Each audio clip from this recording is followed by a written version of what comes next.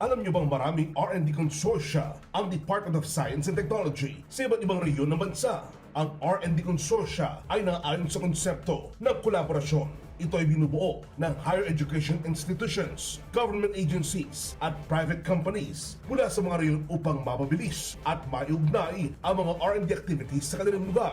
At ngayong Biyernes, pag-uusapan natin ang halimbawa ng mga programa sa ilalim ng dalawang R&D Consortia sa Region 1 at Region 10. Makakasama natin sina Dr. Armando Q. Ganal, ang Regional Director ng DOST 1 at si Dr. Jinky B. Burnales, Vice Chancellor for Research and Extension, MSU IIT, mula naman sa Region 10. Alamin yan at iba pang Science for the People projects ng Department of Science and Technology mula mismo kay DOST Secretary Fortunato, Peña. Pangarutukan natin yan sa DOST Report tuwing Biyernes alas 4 ng hapon sa DOST TV Facebook page at YouTube channel.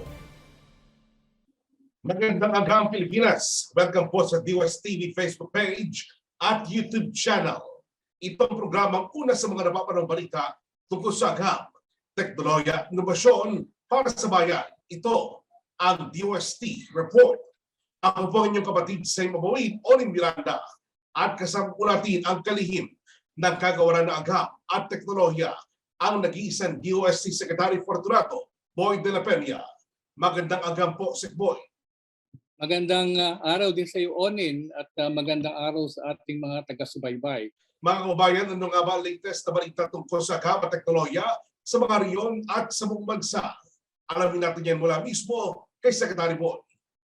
Katulad ng dati, ay iuulat ko ang mga accomplishments ng Department of Science and Technology, mga ahensya nito, mga regional offices, kaugnay ng ating pagsisikap na makarecover. At magsisimula ako sa kalusugan, susundan ng kabuhayan, kaayusan at kinabukasan.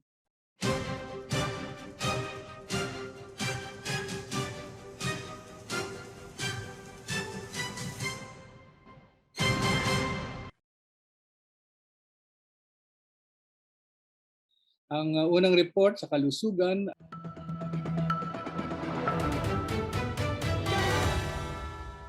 galing ito sa report na ang DOST through the PCHRD ay nag-support sa Tuklas Lunas Development Center in Bicol University.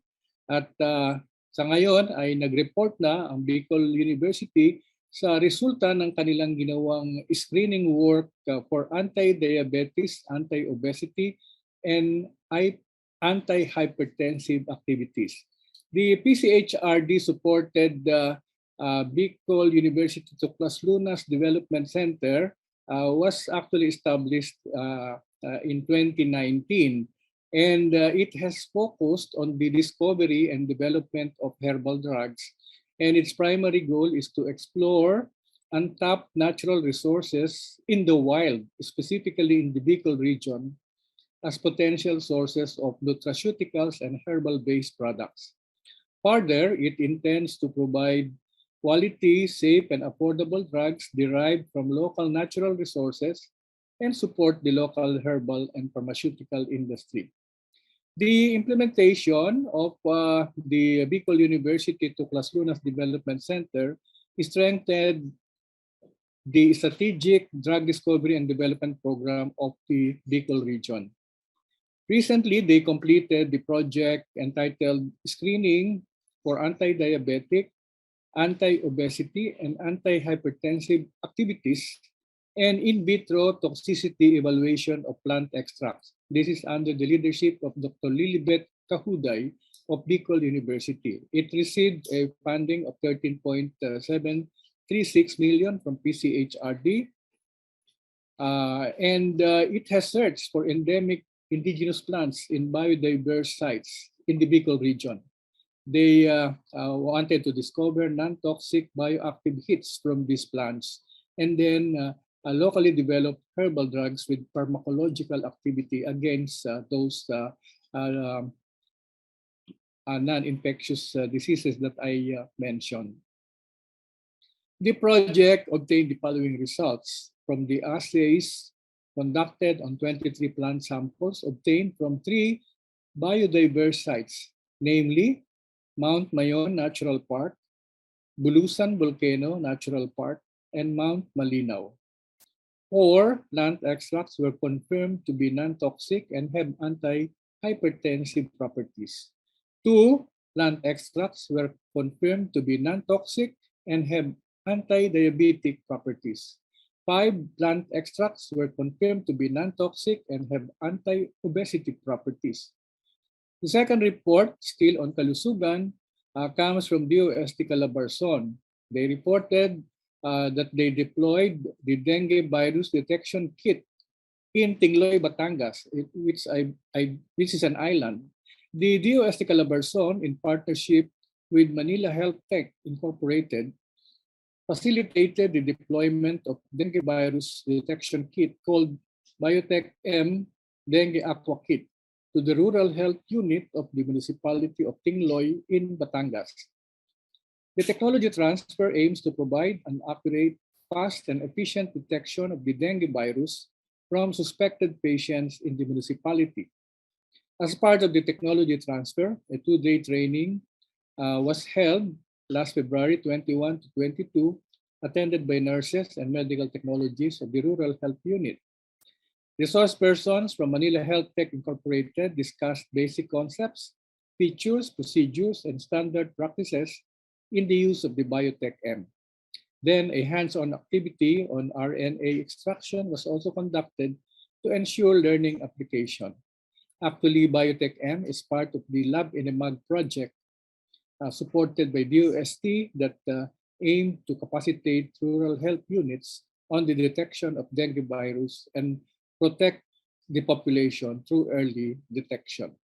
The intervention of DOST Calabarzon is through our community empowerment through science and technology program. Okay, the next report is regarding a memorandum of agreement between a private company and DOST, okay, on being a beneficiary of the BIS program, or Business Innovation through Science and Technology for Industry. And this is actually a component of our Science for Change program. So the company I'm referring to is Pharma Gallen X Innovations Incorporated. This is regarding the use of 3D printing for developing 3D bioprinted human skin equivalent, pursuing the initiative to level up the innovation capacity of Filipino-owned companies while at the same time promoting industry-based R&D. The DOST and Pharma Gallen X Innovations Incorporated signed on March 7 a memorandum of agreement for the project development of a 3-dimensional bioprinted human skin equivalent for in vitro biocompatibility studies of topical formulations. This is designed to assist Filipino-owned companies to innovate and develop competitiveness and adapt to global changes. It actually covers up to 70% of the total eligible cost of the needed technology, and it is payable without interest. Now we shift to our kabuhayan reports.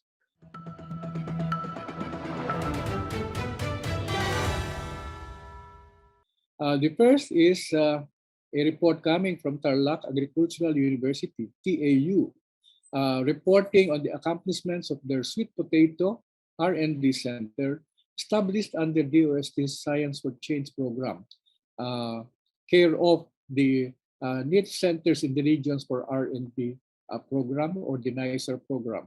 And it is monitored by the DOST Philippine Council for Agriculture, Aquatic, and Natural Resources and Development of the DOST, or PICARD, through its Crop Research Division.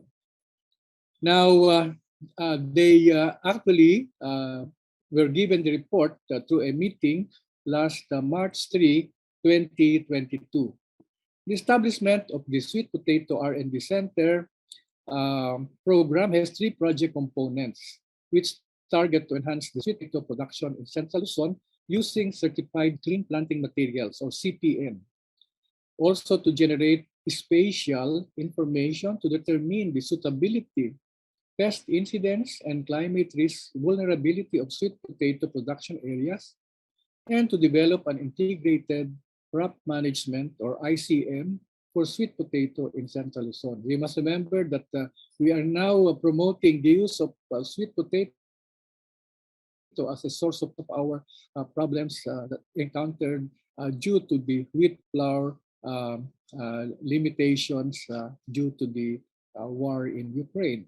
The next report comes from the DOST Forest Product Research and Development Institute, which reported that they are developing incense products under their flavors and fragrances from the Forest Technology Program. The DOST Forest Products Research and Development Institute, or FPRDI, is conducting a new study that will develop incense products using processed residues from different raw materials under its flavors and fragrances from the Forest Technology Program, or FETP.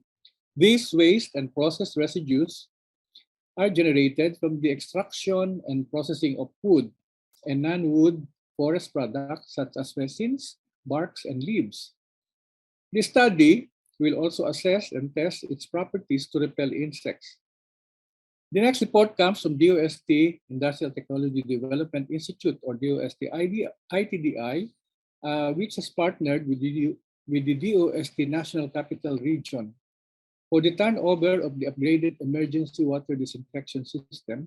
Last March 10, the DOST ITDI sealed its partnership with the DOST National Capital Region, with the Good Neighbors PHL Incorporated, and Bagong Sibol na Mamamayan para sa Kaunlaran Incorporated, with the signing of a Memorandum of Understanding in Sitio Bakal, Barangay Bagong Silangan, Quezon City, for the turnover of one unit of the upgraded emergency water disinfection system called UP-EDS to the barangay. The project is under the DOST Community Empowerment through Science and Technology, or CES program under DOST NCR. The development of the UP-EDS aimed to address the shortage of potable drinking water in the community. UP-EDS is an on-site water treatment and disinfection system developed by DOST ITDI through the Environment and Biotechnology Division that can produce potable water compliant with the Philippine National Standard for Drinking Water. DOST ITDI also conducted training on abaca fiber composites for Cagayan State University. The DOST ITDI, through their Material Science Division, shared its technology on the production of abaca fiber composites with Cagayan State University project staff in a training workshop held last March 7 to 11, 2022. During the hands-on training, the participants produced the master mold for the dashboard of an eat-rice scale that they designed, two composite products, and flatbed sheets. The next report comes from the DOST Technology Application and Promotion Institute, reporting that they have approved funding support for an invention entitled Simplified Compact Tire Inverter. DOST TAPI recently approved the project pilot production of Simplified Compact Tire Inverter machine, which is patented, which was proposed for assistance under the Institute's Invention-Based Enterprise Development Component 1, or EBED-1 program.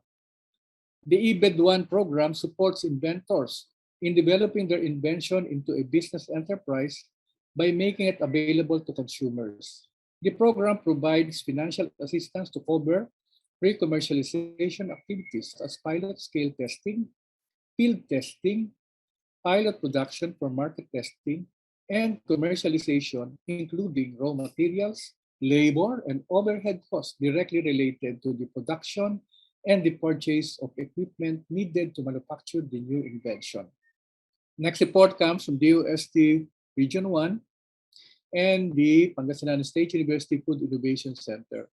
They reported on the transfer of technology on kamote flour production to Kamote Growers Association in Suyo, Ilocos Sur. The DOST Region 1, through its Provincial Science and Technology Center in Ilocos Sur, awarded the multi-commodity solar dryer and pulverizer to the Kamote Growers Association of Sitio Tubog, Barangay Poblacion, Suyo, Ilocos Sur. A training on optimized commodity flour production and byproduct utilization was also conducted for the association members last March 11. These initiatives are part of the DOST Region 1's Community Empowerment to Science and Technology program. The Food Innovation Center staff, Ms. Meryl Bernardino, shared the 3S of food processing, meaning source, safety, and standards, and demonstrated the process of making high-quality kamote flour and utilized kamote peels in making kamote wine. The participants were able to do hands-on training and produced kamote wine and kamote flour as output. So this is very timely now that we want more wheat flour substitutes.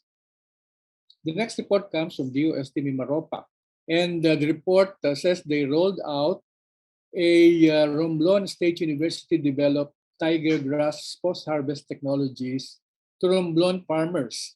The DOST Mimaropa turned over various tiger grass post-harvest technologies, including a portable tiger grass pollen remover and solar dryer using bamboo connectors to the Municipal Agriculture Office in San Agustin and Calatrava in Romblon Province. This was last February 24, 2022. The technologies were received by the municipality's respective municipal agriculturists to represent the luwai or tiger grass farmer beneficiaries. These technologies are products of an R&D collaboration between Romblon State University or RSU and DOST Mimaropa. The R&D intends to address the challenges faced by farmers and manufacturers in drying and removing pollens from tiger grass to hasten and improve the production of the soft broom. Farmers' common practice of drying tiger grass along roadways has compromised its quality and price. If not properly dried, tiger grass becomes infested with fungus, which causes discoloration and low market price. Now we move over to northern Mindanao. The Misamis Oriental silk industry propels forward on DOST Philippine Textile Research Institute's multi-end filature facility. The silk industry in Misamis Oriental and neighboring provinces in northern Mindanao, the first ever multi-end filature facility was launched by the Philippine Textile Research Institute of DOST last March 11, 2022 at the PTRI Silk Research and Innovation Center in Villanueva, Misamis Oriental. The DOST PTRI and its Philippine Silk Road program look forward to continuous strengthening of this local silk industry to contribute towards a stronger economy. We now move to Kaayusan.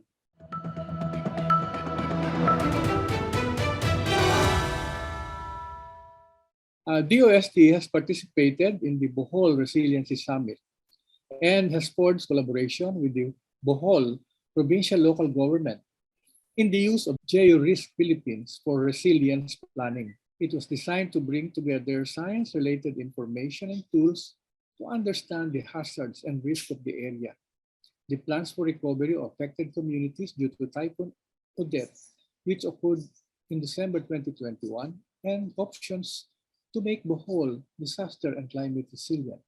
Pag-asa Administrator Vicente Malano presented weather extreme events and climate projections in the area, while DOST Undersecretary and PBOX Officer in Charge Renato Solidum shared the GeoRisk Philippines and its applications and outlined how the initiative will be able to guide the provincial and local government units of Bohol in understanding their hazards and risks and the development of their recovery plans.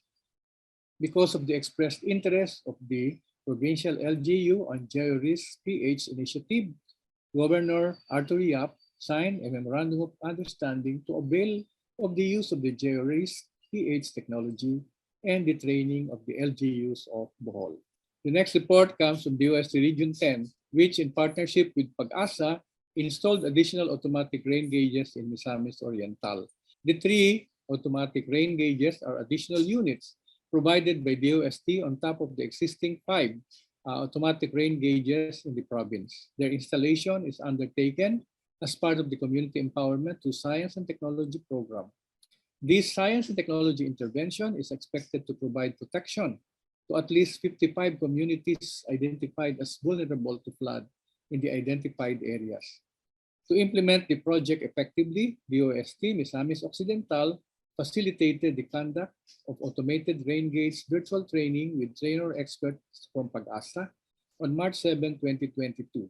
ARG is a weather device equipped with a mechanical tipping bucket connected to the Advanced Remote Data Acquisition Unit developed by our Advanced Science and Technology Institute, which gathers and records rainfall parameters, including rain amount, rain intensity, and rain duration in a specified time interval. The next report comes from DOST Cordillera Administrative Region and their R&D program on sustainable infrastructure and water security. The DOST Cordillera Administrative Region reported on the R&D program on sustainable infrastructure and water security for their region.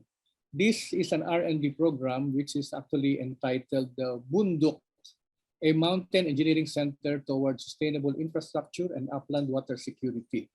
A progress report was made during the inspection of the projects in Benguet and Mountain Province, and the project leader, Ron John Garming of the Kalinga State University, guided the team in the project sites in Sabangan and Maligkong Bontoc in Mountain Province on March 4 to 5, 2022. The project team was already able to conduct slope stability analysis and to create site-specific slope structure models as intervention to stabilize the slopes and to mitigate landslides. The project intends to introduce engineering interventions technology for restoring the rice terraces in Banawe, Ifugao, and in Maligkong, Bontoc, Mountain Province, and to analyze and design viable engineering interventions for landslide-prone areas along road sections in Salapadan, Abra, Kabugao, Apayao, Itogon, Benguet, Tinglayan, Kalinga, and in Sabangan, Mountain Province. They will also work on the water security project, okay, for these upland areas. DOST Region 1 has partnered with Ilocos Norte government to assess Paway Lake. The DOST Provincial Science and Technology Center of Ilocos Norte, together with Adamson University's Dr. Merlinda Palencia, who is the developer of the Bigormin technology for wastewater treatment, has visited the households, business establishments, and livestock around Paway Lake and other beaches in Pagudpud for the initial planning of wastewater treatment in Ilocos Norte. The two-day visit and assessment, led by DOST, Provincial Science and Technology Center Director and Jun Mercado Jr., in partnership with the provincial government of Ilocos Norte, aims to create a long-term solution for the conservation and preservation of the lake and other beaches in Pagudpud to ensure the safety of tourists and locals. The next report comes from the DOST PBOLS regarding the showcase of its GeoRisk PH in the 2022 PCOO Transparency Roadshow. This year's Transparency Roadshow of the Presidential Communications Operations Office highlights the multi-agency DOST PBOLS-led GeoRisk PH, together with the Department of Public Works and Highways GIS web application and the Department of Budget and Management's Devolution Transition Plan. Efforts on streamlining processes through innovations in data sharing, management, and analysis of geospatial information on exposure, hazards and risks, and visualization of information on bridges and roads were discussed by DOST PBOLS and DPWH respectively. Salient provisions on the Mandanas ruling were tackled by DBM. Initiatives highlighted are all aligned with the country's Freedom of Information program, which the PCOO discussed. There are 14 roadshows to present the three initiatives to encourage the citizens at the local level to utilize all relevant products and services and to provide feedback The first roadshow was held last March 15, 2022 at the Palawan Provincial Capital in Puerto Princesa with 157 participants, including LGUs, NGAs, NGOs, civil society, academia, and the local media. The next event will be held in Siquijor on March 29. Events in 12 other areas will follow.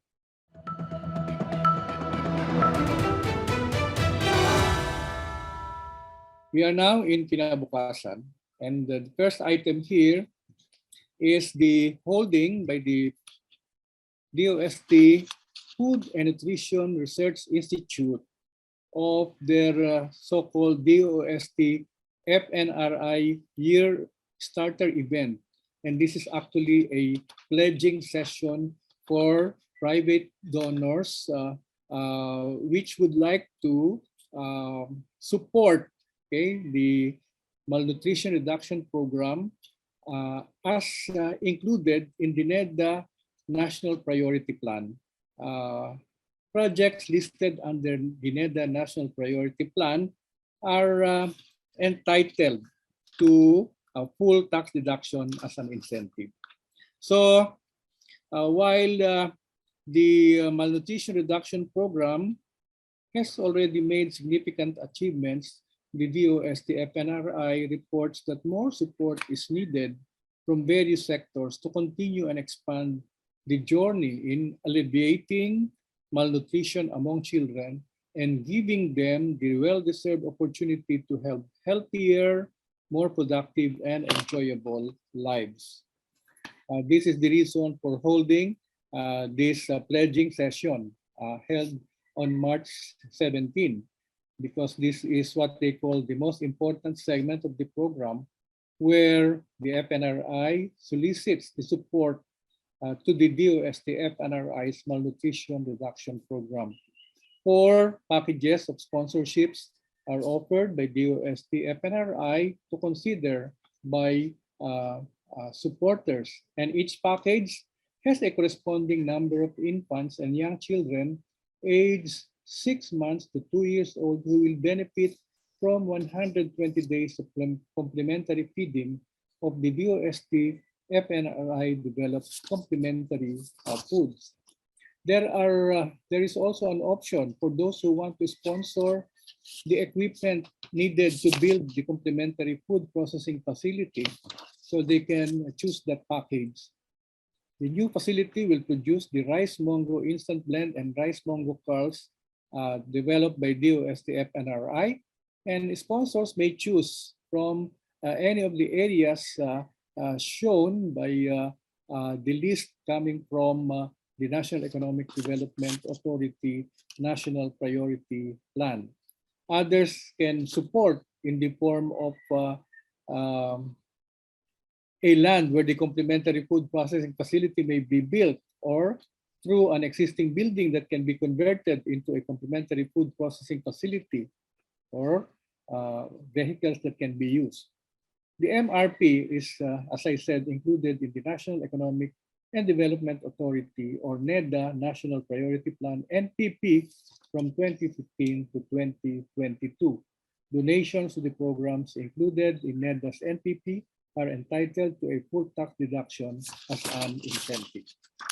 Next report comes from DOST Region 1, and this is a report that 2 DOST Region 1 personnel graduated from training on advanced theoretical concepts associated with various nuclear reactor facilities. 2 of their personnel graduated from the follow-up training course on reactor engineering organized by the DOST Philippine Nuclear Research Institute in cooperation with the University of the Philippines, Manila, the Technological University of the Philippines, Taguig, and the Japan Atomic Energy Agency. It was held virtually from February 1 to March 8, 2022. The 2 graduates from DOST Region 1 are Engineer Maura Andre Ortega and Ms. Marinique Guerrero. Both are graduates of BS Chemical Engineering, and that made them eligible to take the course. Aligned with DOST PNRI's Human Resource Development Program, this course was intended to equip the participants with an understanding of the advanced theoretical concepts associated with various nuclear reactor facilities. As a result, The training enabled the students to completely comprehend the foundations of nuclear energy's safe and effective utilization. The topics covered were radiation, nuclear physics, nuclear reactor technology, research reactor technology, reactor physics, reactor kinetics, reactor simulator, nuclear reactor calculations, nuclear fuel and materials, nuclear thermal hydraulics, non-destructive testing, radioactive waste management, nuclear infrastructure in the Philippines, radiation protection, nuclear safety, and others. Furthermore, a short proposal on the possible application of research reactors, including but not limited to the Philippine Research Reactor 1 situated in DOST PNRI, is a requirement of the course.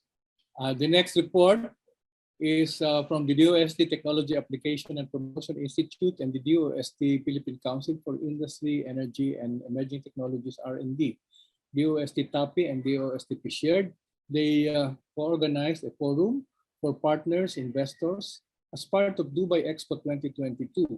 The Department of Science and Technology, or DOST, in coordination with the Philippine Trade and Investment Center, Dubai, of the Department of Trade and Industry, showcased the true Filipino ingenuity and innovativeness at the Science and Technology Business Virtual Forum and Business Matching event held on March 15, 2022.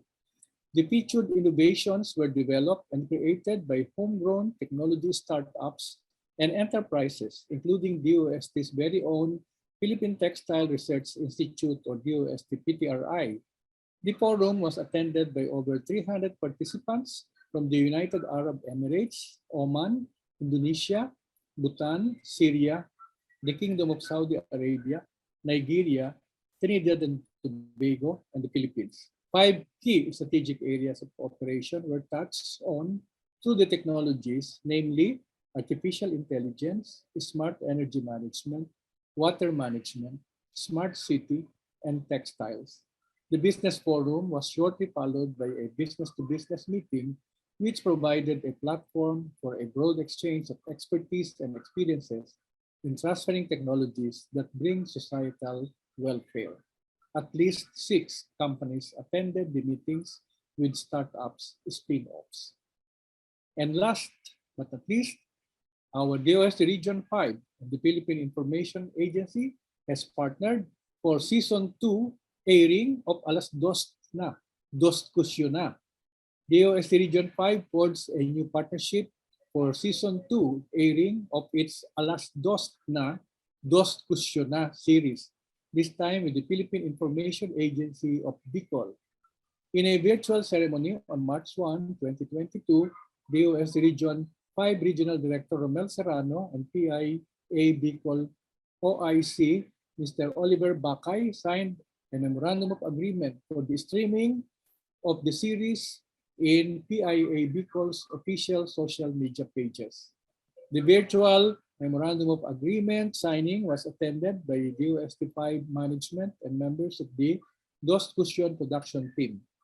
The partnership is in line with the DOST Region 5's aim to increase the viewership of the series, to strengthen this dissemination of science and technology knowledge, and promote the department's programs, projects, and endeavors. This is also supportive of the advocacy to provide quality, timely, and up-to-date information to the people. So congratulations DOST Region 5 for this initiative. And thanks to PIA Bicol. So yan na ating mga accomplishments for the week. Sana ay pinapulutan ng bago at makabuluhang impormasyon ng ating mga taga-subaybay ang DOST report for this week. Maraming salamat.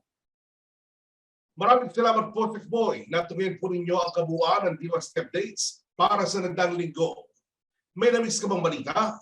Maaari mo itong balik-balikan, listahin lamang ang DOST TV page or dosttv.ph o i-download ang DOST TV app para sa inyong Android phone para pwede ka manood ng DOST report anytime, anywhere.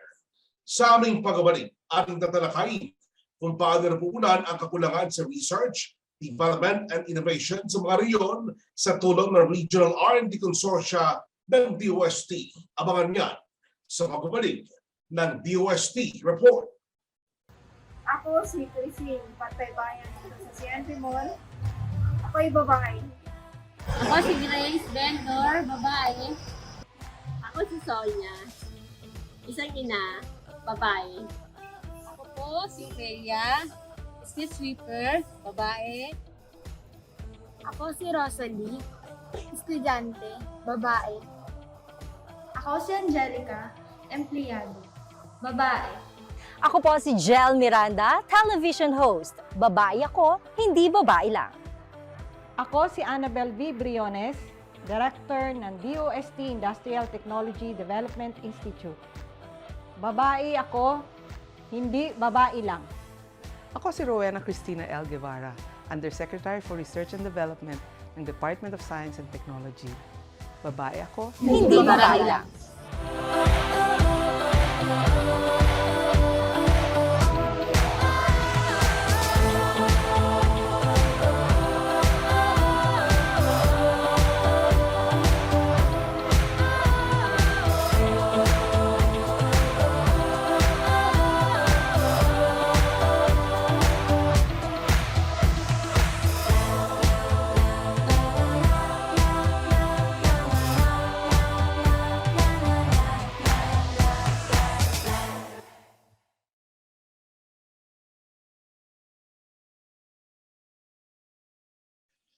Ang Regional Research and Development o R&D Consortia ng DOST ay nakabase sa konsepto ng kolaborasyon.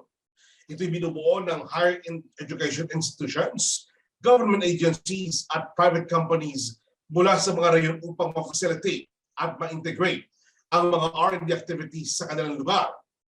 Ito'y sumamagitan ng kanilang pagtutulungan at pagbahagi ng mga resources tulad ng manpower, equipment, facilities at funds. Meron tayong research and development consortia sa ating mga rehiyon na para sa iba-ibang sektor. At may kanya-kanya silang layunin. Ngayong araw na ito ay makakapanayam natin ang kinatawan mula sa dalawang R&D consortia. Sila ang magbabahagi sa atin ng kanilang mga proyekto sa kanilang mga rehiyon. Tama po, Sec Boy. Makakasama po natin sila. Dr. Armando Q. Canal, ang Regional Director ng DOST-1 bilang ng Ilocos Consortia for Industry, Energy and Emerging Technology Research and Development.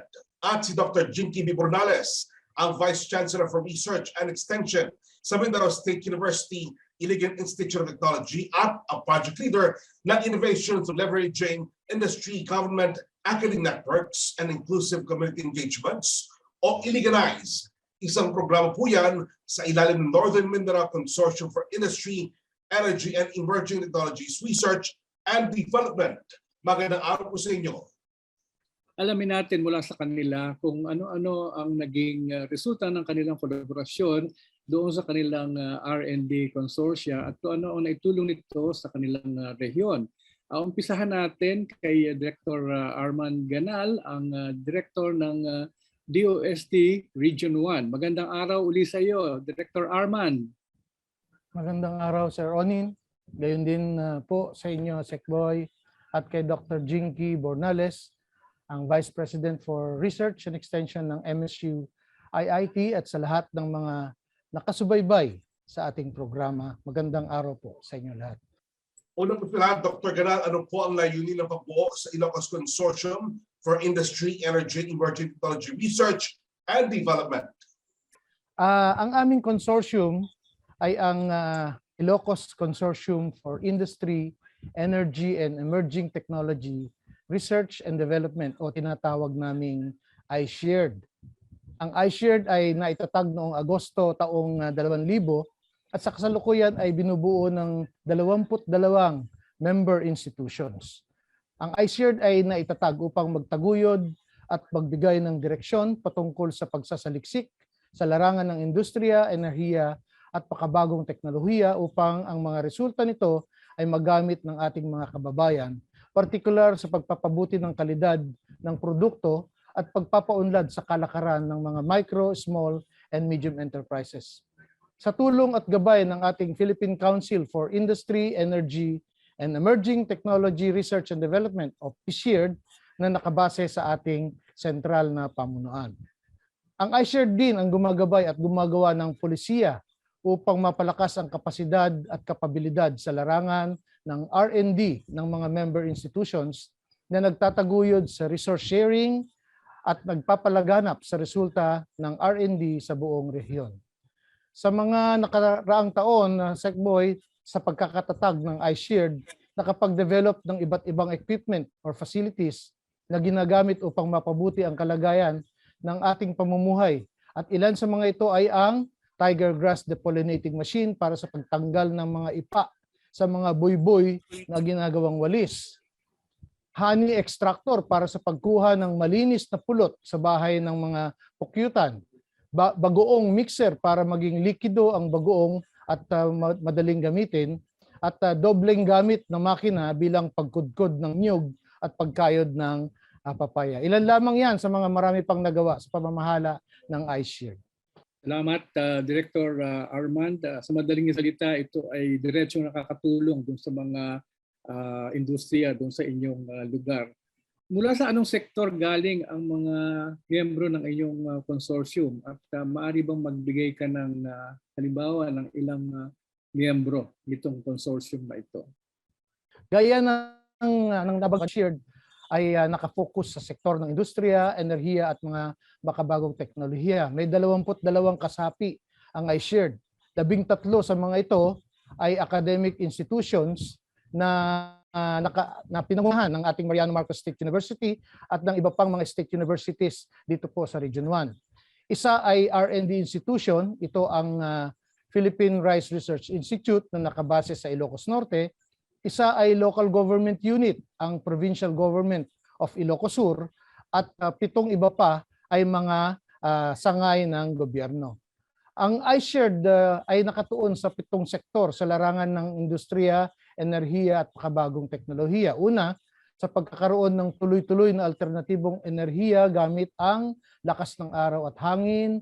Pangalawa, mga teknolohiyang napapanahon para sa industriya, kagaya ng paggamit ng sensors upang malaman kung kontaminado ang isang pagkain, mga makinang makakapagpabilis sa paggawa ng produkto, paggawa ng sangkap ng pagkain mula sa mga lokal na materyales. Pangatlo, pag-aaral tungkol sa kalikasan at pagbabago ng panahon nakatuon sa bioremediation. Pang-apat, pag-aaral tungkol sa pagkain at nutrisyon gaya ng pagbibigay ng marka sa mga gumagawa ng pagkain at pagpapahaba ng shelf life ng pagkain. Panglima, pag-aaral sa pagpapaunlad ng kanayunan. Pang-anim, pagbibigay ng serbisyo sa mga kababayan sa pamamagitan ng malinis na tubig at teknolohiya sa pag-iipon ng tubig mula sa ulan at baha. At pang-pito, teknolohiya sa transportasyon. Dr. Ganal, ano po ang isa sa halimbawa ng proyekto ng Ilocos Consortium for Industry, Energy and Emerging Technology Research and Development at anong papel ng bawat sektor na kasapi rito? Salamat, Onin. Ang iShared ay pinamumunuan ng Management Committee, binubuo ng mga pinuno ng 22 member institutions. May 4 na technical working committees ang iShared, Research and Development Committee na siyang kumikilatis sa mga proposals mula sa mga kasapi ng iShared na iaakyat sa PShared para sa kaukulang pondo na kakailanganin upang maipatupad ang R&D. Ang pangalawa ay ang Technology Transfer and Commercialization Committee naman ang namamahala sa mga teknolohiyang dapat na ipamahagi sa ating mga local government units, mga organization sa kanayunan o mga maliliit na negosyo pandagdag sa kanilang mga produkto.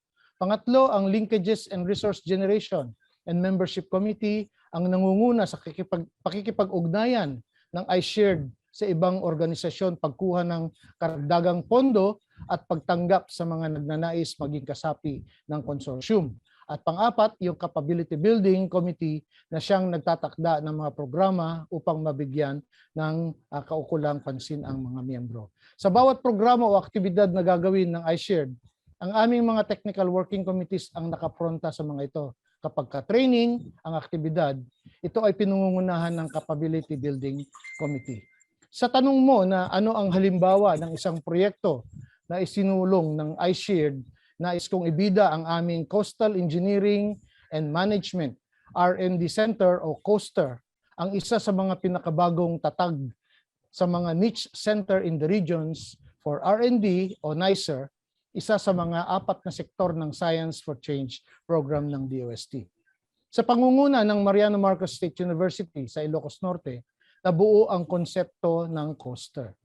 Sa paggabay ng PShared, nagdaos ang iShared o ang aming consortium ng mga pagpupulong o focus group discussions para mapatotohanan ang ika nga ay proof of concept.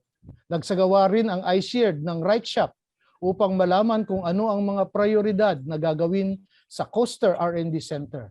Naging daan ito sa pagkilala sa iba pang mga academic institutions at sangay ng pamahalaan na maging kasapi sa proyekto gaya ng University of the Philippines, ang Don Mariano Marcos Memorial State University, University of Northern Philippines at ang Urdaneta City University.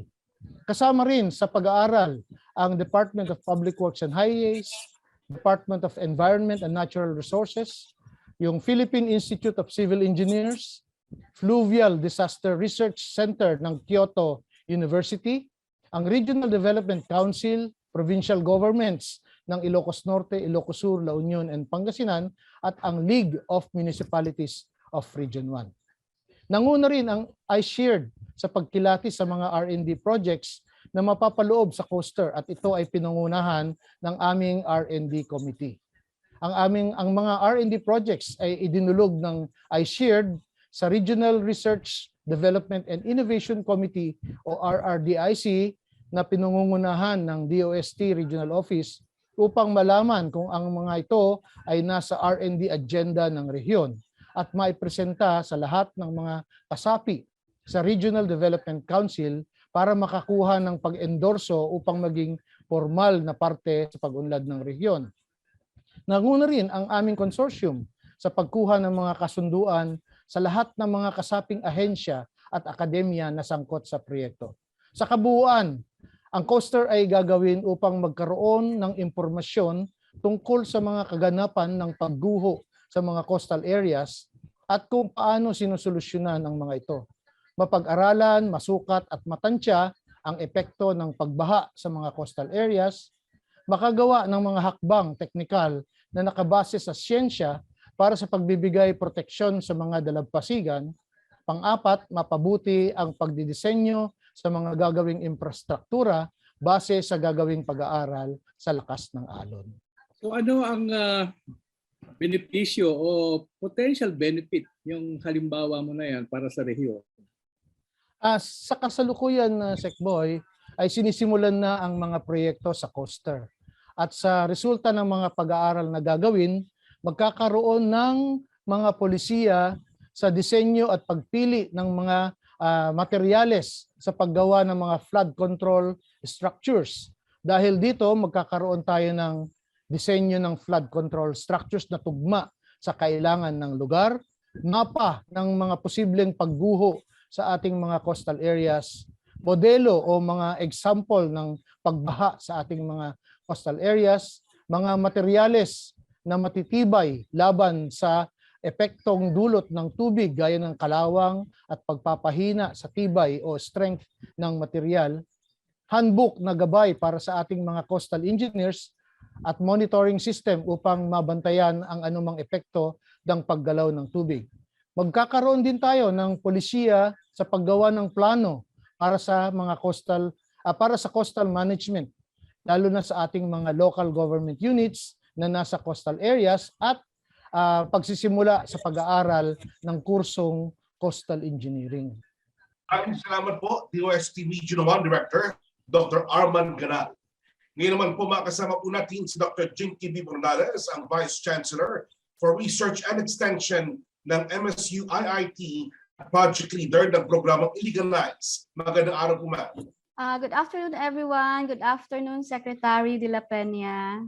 Good afternoon, Dr. Jinky. Gaya ng nabanggit ni Onin, meron kayong innovation through leveraging industry, government, academic networks, and inclusive community engagement o Legalize. At isang programa ito na nasa ilalim ng Northern Mindanao Consortium for Industry, Energy and Emerging Technologies, R&D. Of course, it's obvious that your center operation is in Iligan, where MSU-IIT is located. And maybe you can share us what is this Iliganized in layman's terms, and para saan ito, Dr. Jinky? So maraming salamat, Secretary de la Peña. Actually, we all know that higher education institutions are engines for innovations, no? And as such, we can think of three major things.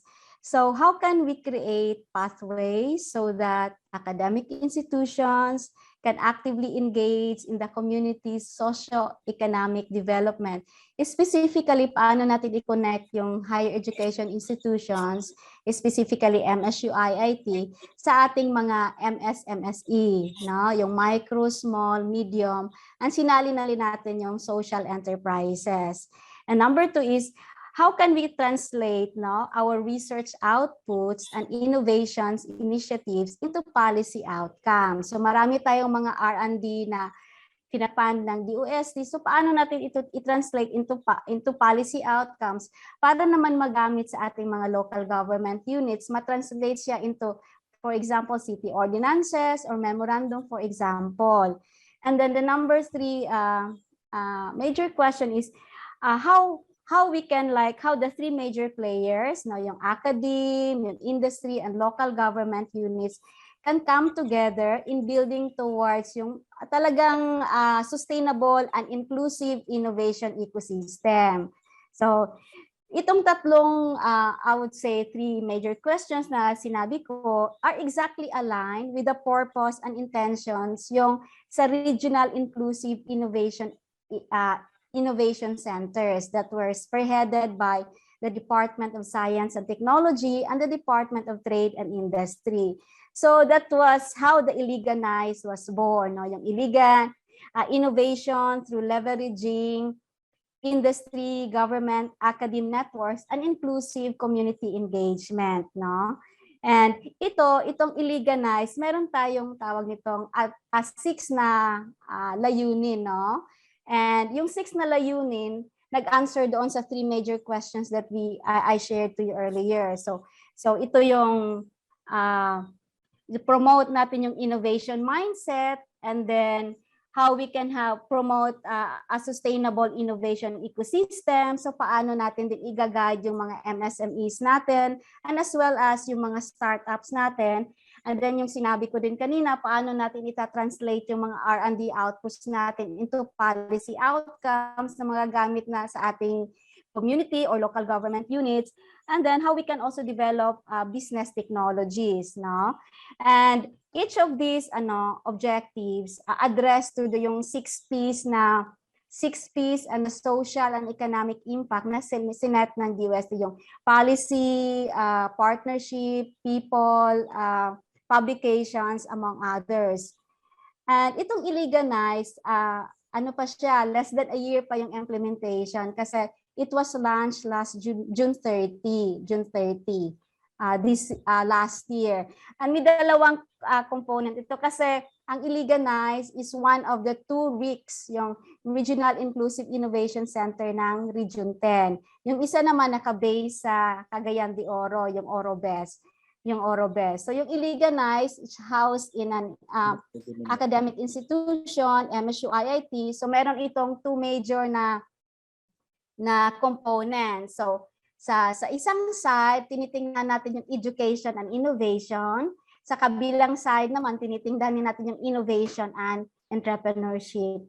So this is in partnership with, of course, the Department of Trade and Industry, the Department of Science and Technology of Region 10, and also our Chamber of Commerce Foundation in Iligan City.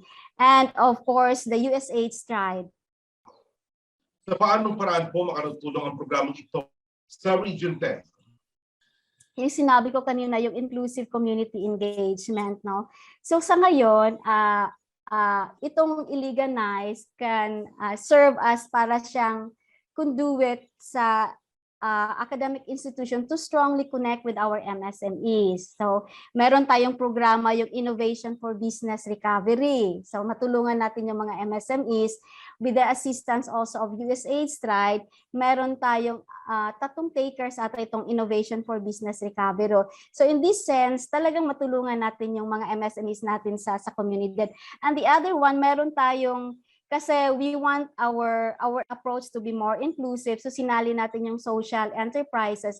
So ngayon meron tayong parang adaptive community, yung CQ Agricultural Cooperative. So we want to develop this CQ kasi they are located in a very nice place which can also like yung place nila can also be like a model like ecotourism. So tinutulungan din natin sila dyan. No? Meron tayong inventory of flora and fauna sa lugar where the Sikip Agricultural Cooperative is located. And then, ang MSU-IIT, meron tayong na-develop na mga teknolohiya din na pwedeng i-adapt sa community. So meron tayong itong convertible composter and dehydrator machine which was developed by Engineer Eulalio Creencia. So itong si Cube nagiging sila yung potential adapter natin ng itong technology natin. So in a way meron siyang parang smooth adaptation of our technology. So meron na tayong direct adapter of our technology na na-develop natin sa MSU-IT in particular. And then tinutulungan din natin yung CCube kung yung the development of CCube agri products kasi meron din sila mga produkto nga kailangan natin i-scale up. So iyon, I think that's for the past several months, yun yung mga major accomplishments natin sa Iliganize, no? Actually, nagbigay na ng magagandang halimbawa si Dr. Jenky ng kanilang mga proyekto sa Iliganize. At siguro, tatanong ko lang kung paano ba nakatulong yung Northern Mindanao Consortium for Industry, Energy, and Emerging Technologies para ma-implement yung Iliganize program. Malaking tulong sila, Secretary de la Peña, kasi in terms of like the network is already there. They help us like connect to the different I would say key players in the community, for example. And in terms of course the funding is there. And in terms of yung mga importanteng mga partners na kailangan i-connect natin yung Iliganize, so nandoon din sila yung consortium na nasa Normin Shared. We have the Normin Shared Consortium. So and also hindi pa ito na implement I mean in terms of like for example if we can develop an innovation policy which we can recommend to the LGU, the Normin Share, the consortium in Region 10 can also help us no in trying to like facilitate the implementation of the innovation policy. Maraming salamat po muli sa ating mga panuin. Secretary Boy, baka may mga nais pakitagdag at ipaalala para sa ating mga taga-subaybay. Salamat, Onin. At siguro ang masasabi ko lang, itong Research and Development Consortia namin sa iba't ibang rehiyon at sa iba't ibang sektor ay ito yung paraan natin para talagang mag-boost yung tinatawag natin inclusive and sustainable development. Dahil nga sa paniniwala namin na ang development ng ating bansa ay nakasalalay sa development ng ating mga rehiyon at ito ang isang paraan para mabawasan ang hindi pagkakapantay-pantay. Nadinig natin ang halimbawa ng ilang konsorsya. Halimbawa, meron tayong sa industry katulad nitong Iliganize na produkto ng Northern Mindanao Consortium for Industry, Energy, and Emerging Technologies, R&D. Katabi din nila, meron din yung tinatawag na Oro Best na isa rin ang proyekto ng Northern Mindanao Consortium. At diyan naman sa Region 2, meron din tayong mga consortium sa Industry, Energy, and Emerging Technologies. Sa agriculture ay actually, ang halimbawa ni Director Armand ay medyo nasa industry side din kasi yung binigay niya halimbawa ay itong Coastal Engineering Center. Pero meron din silang consortium sa agriculture na malakas, ano, dyan sa Region 1. At sa health, siguro maganda ibigay na halimbawa yung consortium natin sa Region 11 sa Davao, ano? Diyan sa Region 4A, malakas din yung industry consortium. Sa Region 6, yun namang mga involving aquatic aquaculture and fisheries research. Lahat naman ay meron, at nabanggit ko lang yung mga consortium na unang pumasok sa isip ko dahil very recent ang aking exposure doon. Pero malaki talaga ang role, at hindi naman ibig sabihin na kung hindi ko binanggit hindi kasali, no? Lahat naman ay merong consortium, at merong secretariat yan, ano? At merong isang nangangasiwa na nakabase sa isa sa mga members na consortium tulad ng universidad. So mahalaga yan, at sila ang nagsisilbing ano din natin, extension arm, no, para dun sa mga sektor na kanilang kinabibilangan. Kung yan ay naggagawa ng research na may kinalaman sa aquatic and fisheries, aquatic resources and fisheries, ay diretso na sila link dun sa mga entrepreneurs who are dealing with those, ano? Kung yun naman ay may kinalaman sa processing, halimbawa, o kaya sa metals and engineering, diretso na rin sila nakakapag-link doon sa ating mga industries in that sector. So maganda yung idea ng consortium, at sana mapalaki pa natin ang activities nitong mga regional consortia. Thank you. Salamat po, Sec Boy, sa aming pong pagbabalik sa sagot ni Secretary Boy at ng ating mga panauhin. Ang tanong ng bayan, magkabalik pa ang DOST report.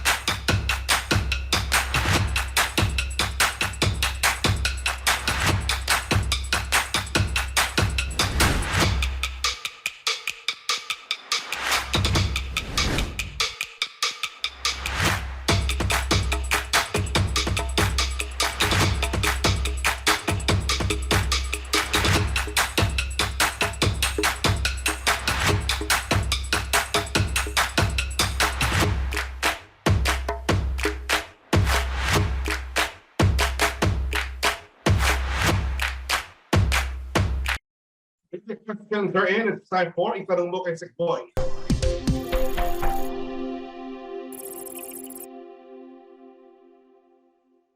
Para sa unang katanungan, mula kay Terry Alpa ng AFP Radio DWTV, bukod sa I-Forward, may iba pa bang proyekto para sa mga OFWs?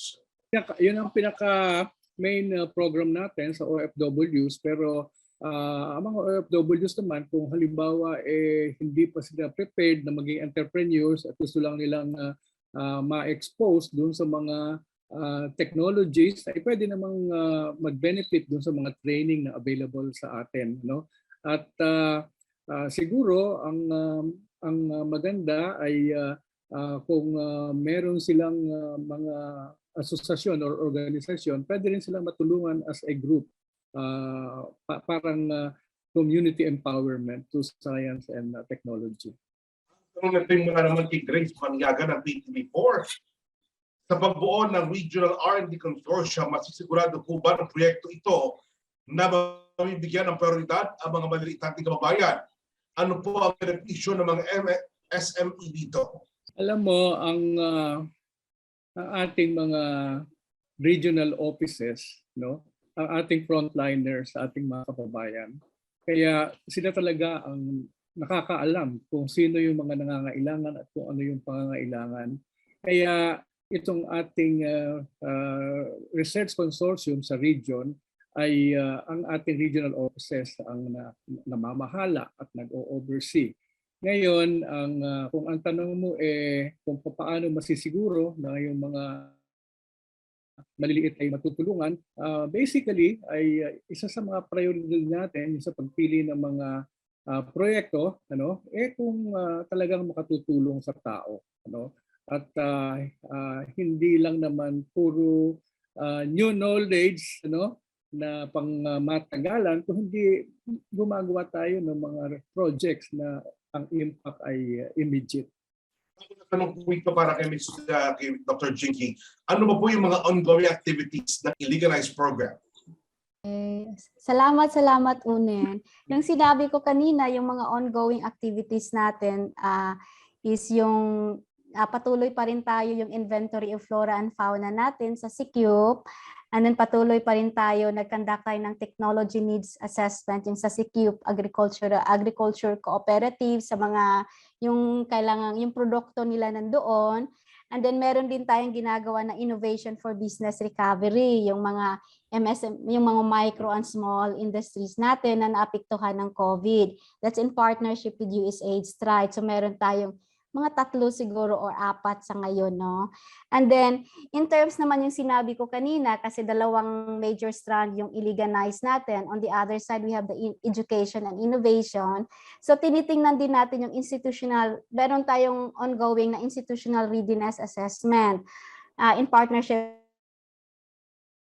also with USAID. Tingnan natin kung ang MSU IIT in particular, gaano ba tayo ka-ready, no? Gaano ba tayo yung mga infrastructure natin, yung mga policy natin, how we can be sure that we can sustain this in the near future, and what else do we need to do para naman mas mabigyan pa nating halaga yung mga MSMEs natin na nandito sa Iligan, for example, and then how we can yung mga R&D outputs natin na talagang maa-adapt sa community natin. So yun yung tinitingnan natin ngayon. So siguro we will give a copy also to Secretary Boy kung ano yung nakikita natin sa MSU IIT. Kasi as what I have said earlier, higher education institutions are engines for innovations, and they have a very, very special role or important role in building a sustainable innovation ecosystem. So yun. Those are some of the activities that we have ongoing. Salamat po. Maraming salamat, Dr. Jinky Morales at kay Dr. Armando Ganal. Salamat din po sa ating mga kaibigan sa media na nagpadala ng kanilang katanungan ngayong araw. Sila Pera Surara ng Radyo Upnet 185 at si Kooperasyong Takayanan, Facts and Figures News para lahat. Mga kapatid, salamat po muli sa inyong pagsubaybay. Mas marami pa balita mula sa mundo ng Agham at Teknolohiya ang ating pag-uusapan. Kaya tutok lamang kiting Biyernes alas 4 ng hapon dito sa DOST TV Facebook page at YouTube channel. Palaging tumutok sa mga websites at FB pages ng ating mga ahensya ng DOST para sa latest happenings nila at mga events tungkol sa iba't ibang R&D projects at mga inobasyon. Gustahin din ang DOST Philippines FB page para di mahuli sa mga nakalinyang mga activities po ng DOST. Ako po si Oren Miranda. Ito ang mga balitang may kinalaman sa Agham, teknolohiya at inobasyon. Hatid ng pagbabago para sa unlad na mundo. At ako po muli ang inyong lingkod, si Secretary Fortunato de la Peña, na nagpapasalamat sa inyong pagsubaybay sa aming DOST report.